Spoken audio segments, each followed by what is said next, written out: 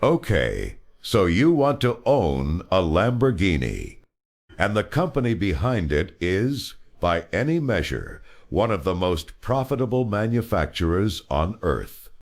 In 2024, Lamborghini delivered 10,687 cars, generated 3.09 billion euros in revenue, and posted an operating margin of 27%.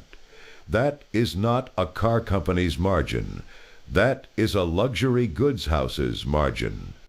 The lineup itself starts at $262,000 for the Urus, climbs past $360,000 for the Temerario, and tops out around $600,000 for the Revuelto before you touch a single option. Two things to hold on to before we go anywhere. The first is that for the tiniest slice of Lamborghini's production, the actual car is almost beside the point.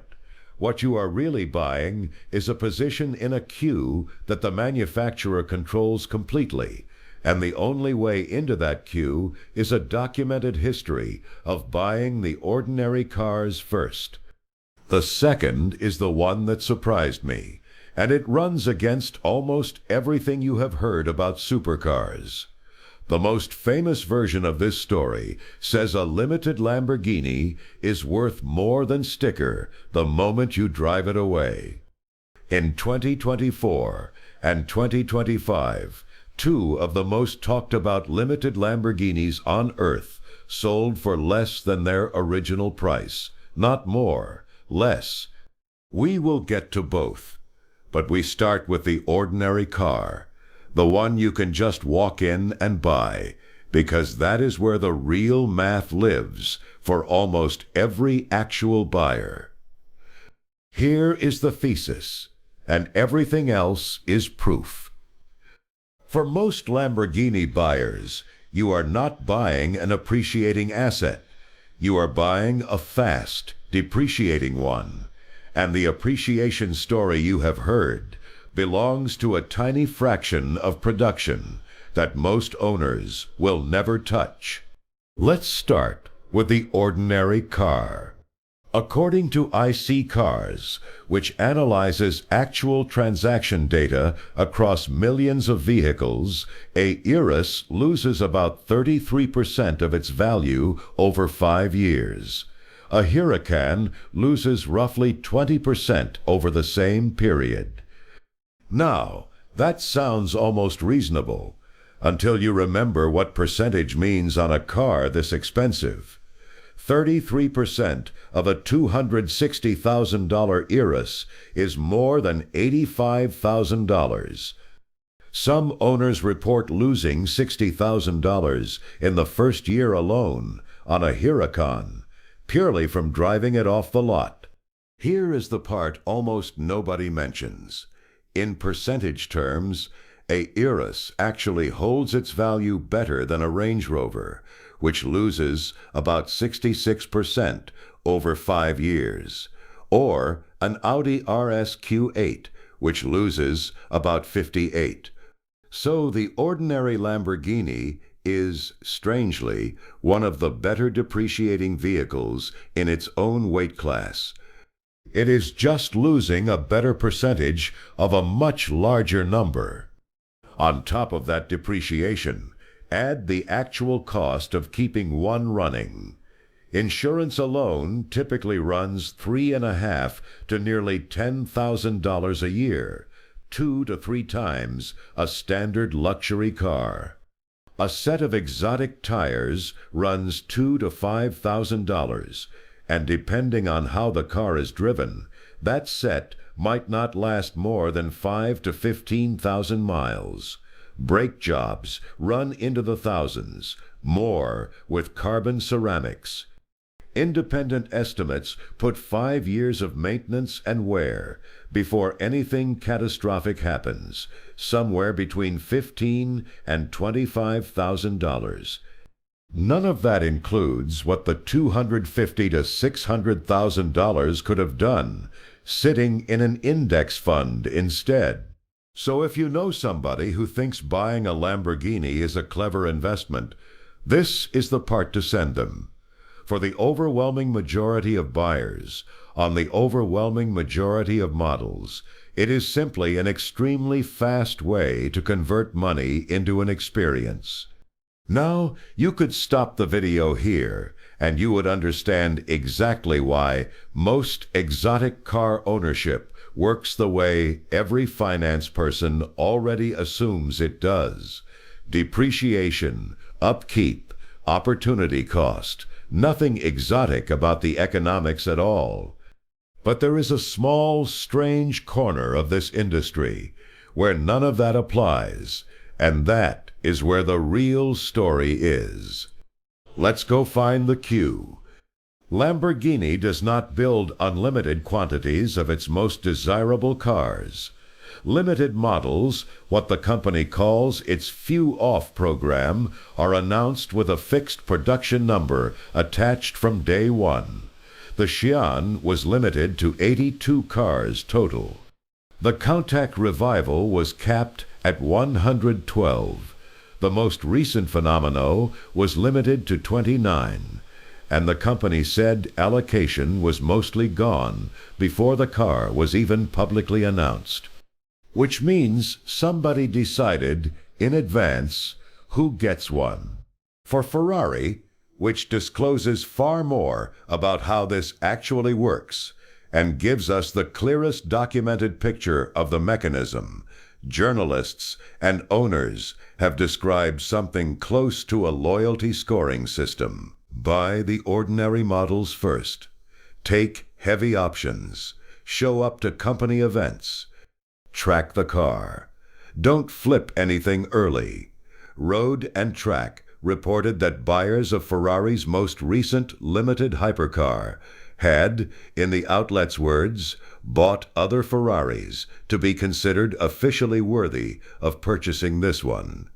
I want to be precise here, because this distinction matters. That system is documented for Ferrari specifically.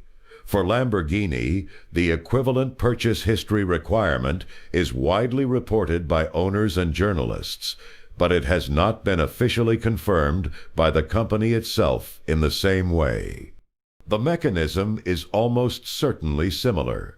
The evidence for Lamborghini alone is thinner. And here is something even stranger, and it is entirely verifiable. In Texas, a Ferrari dealer sued a customer in a filed court case over exactly this kind of car. The buyer had signed what is called an opportunity agreement, giving the dealer first right of refusal on any resale within 18 months. He sold the car anyway. The dealer is suing for the profit, plus legal fees. Read that again. The manufacturer's network can retain a legal claim on the profit from a car you already paid for and already own. That is not how ownership normally works. You do not sign a contract limiting what you can do with your own kitchen table. This is the clearest proof in the entire industry that at the very top of the range, the car is not really the product.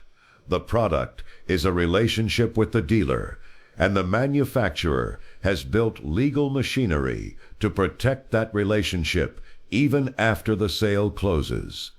If you know somebody who assumes a supercar buyer just walks in with cash and drives off, this is the part to send them. Now here is the second thing I promised you, and it is the twist that made me rewrite this section twice.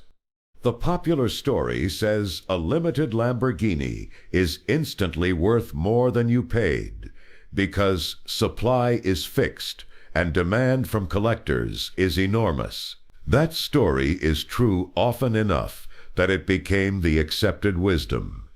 It is not reliably true anymore, and the last 2 years of actual sales prove it.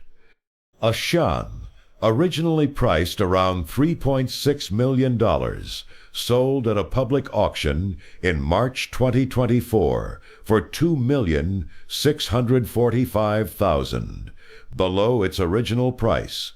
A countach revival, with an MSRP around $2.6 million once optioned, closer to $2.8 million, sold on Bring a Trailer in September 2024 for $2.5 million. 18 months later, the same model was offered again and failed to sell at a high bid of $2.2 million. The trend across that period was down, not up. Meanwhile, the broader collector car market has been cooling. Hagerty's market rating, a widely followed index of the collector car world, fell in January 2026 to its lowest level in nearly 15 years. The median auction sale price hit its lowest real value in almost 6 years. So the honest version of the appreciation story is this. It happens spectacularly with a Ferrari hypercar that reportedly resold for triple its sticker price. But it is not a rule. It is an exception, and the exception depends entirely on which specific car, in which specific year, meets which specific collector demand. The Countach, widely dismissed by enthusiasts as a modernized Aventador wearing a nostalgic body, is the clearest proof that limited production alone does not guarantee anything. Anyone telling you a limited supercar is a guaranteed investment is either selling you one or has not looked at what actually happened to the Countach. So why does the manufacturer keep the numbers this tight if appreciation isn't guaranteed? Because scarcity does something for the dealer that has nothing to do with resale value. It gives them leverage. When a car is scarce, the dealer can attach extended warranties, paint protection packages, accessories, and expensive options as a quiet condition of getting one at all. Standard new car dealer margins hover around 4%. On an allocated exotic, the margin on the attached extras alone can dwarf that because the buyer is not in a position to negotiate. You do not haggle your way into a car with 82 units on Earth. The scarcity is not just protecting the car's future value. It is actively generating profit for the dealer in the present, on a completely separate set of products, using the car as the leverage. Now let's put a year on it, both ways. In the good scenario, you have been a Lamborghini customer for years. You bought a Urus, then a Huracán, took the options, showed up to the track days, built the relationship. When the next few-off model is announced, your name is already on the list before the public even knows the car exists. If it is one of the rare ones that captures genuine collector demand, you may eventually sell it for more than you paid, net of years of insurance, storage, and upkeep. That outcome exists. It happened with the Shan Roadster body style, which has fetched multiples of its original price. In the realistic scenario, you are a first-time buyer with no history. You walk in wanting a Huracán successor. You pay close to sticker, plus dealer-recommended options that push the real price well above MSRP. You drive it for 3 years. By year 3, the car has lost somewhere in the range of a third of its value. You have spent another $15,000 to $20,000 keeping it running. Your invitation to the next limited model never comes because you do not have the purchase history the allocation system quietly requires. Nothing went wrong. The car ran perfectly. You are simply outside the room where the interesting economics happen, and you paid full retail in every sense to find that out. That is the whole thing in one line. For almost every buyer, a Lamborghini is a depreciating asset with genuinely excellent engineering attached to it. And there is nothing wrong with buying an experience you understand the true cost of. But for a very small number of cars, at the very top of the range, the actual product being sold is scarcity itself, controlled entirely by the manufacturer, extended by dealer relationships, and only occasionally, not reliably, converted into a financial gain. Which means the honest question was never whether a Lamborghini holds its value.